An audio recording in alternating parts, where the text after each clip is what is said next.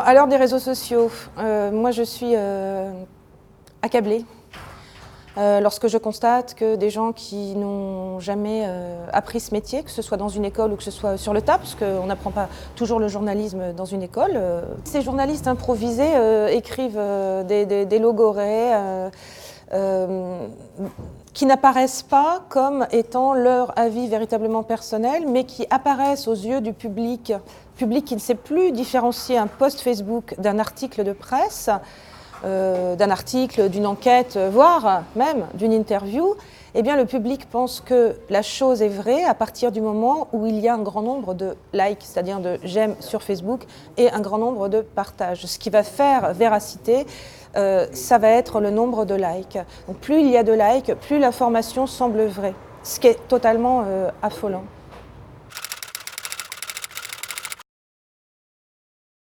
Alors, des études ont été faites qui ont montré que les gens, en effet, ne lisent plus les articles, se contentent du titre. Donc, ils vont liker, lorsque ce sont des articles de presse véritablement qui sont partagés, ce qui n'est pas toujours le cas, ils vont liker le titre. Ils vont liker soit sur le titre, soit ils vont liker parce que c'est tel internaute, tel Facebooker qui partage l'article. Par conséquent, ils vont se dire, puisque telle personne partage, c'est que c'est bien.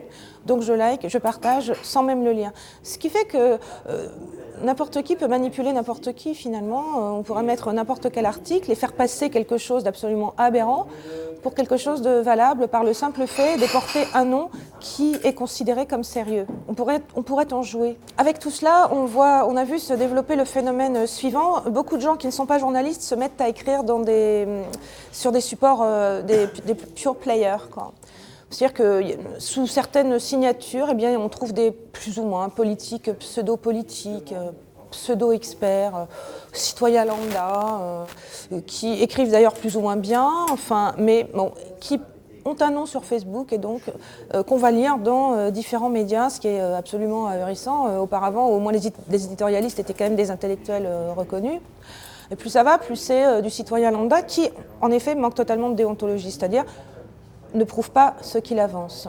C'est-à-dire que c'est de l'ordre de l'opinion.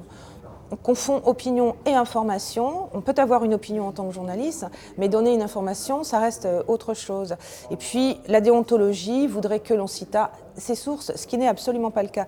Donc, il y a peut-être un travail à faire on parlait à l'époque des blogs et des premiers blogs et des premiers forums, on parlait d'intelligence collective, d'intelligence citoyenne. Tout ça s'est noyé dans le web 2.0, voire 3.0. Et il serait peut-être temps de revenir à quelque chose comme ça.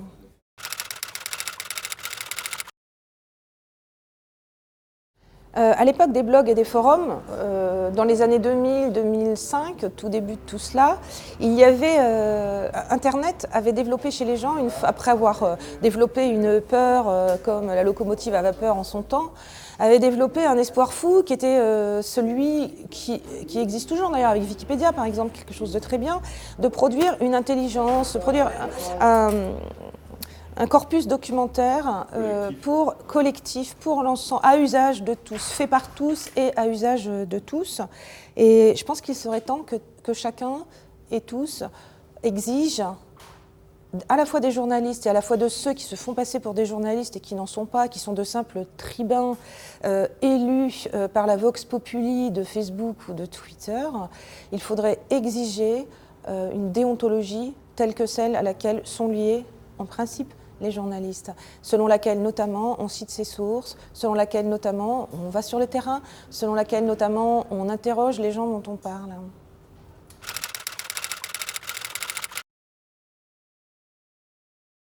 Alors ce que je constate aussi, c'est que les politiques aujourd'hui se comportent comme les lecteurs en quête de leur propre réassurance idéologique, voire psychologique, parce que je pense qu'il y a aussi des phénomènes psychologiques à l'œuvre là-dedans.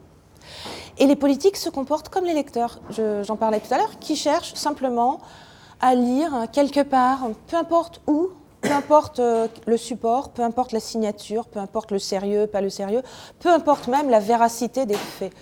C'est-à-dire qu'on s'en fiche du moment que ça corrobore ce que je pense.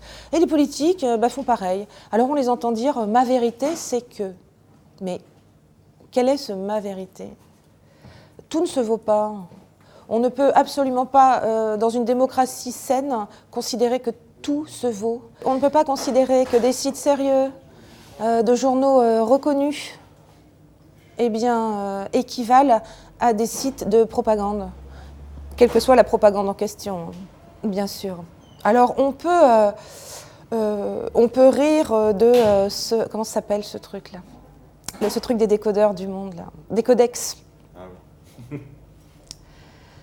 On peut rire de des codex. Des codex existent, alors là je vois, on en fait tout un plat, mais des codex existent depuis, je ne sais pas, au moins depuis 10 ans, puisqu'il y a des petits utilitaires sur nos navigateurs.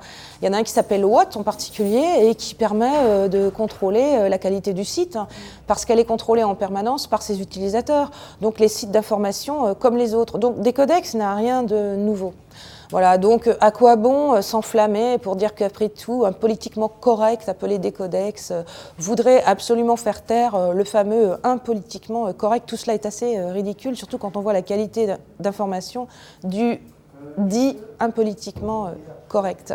On peut reprocher des choses au dit politiquement correct, mais il faut voir ce qui se passe aussi de l'autre côté de la barrière.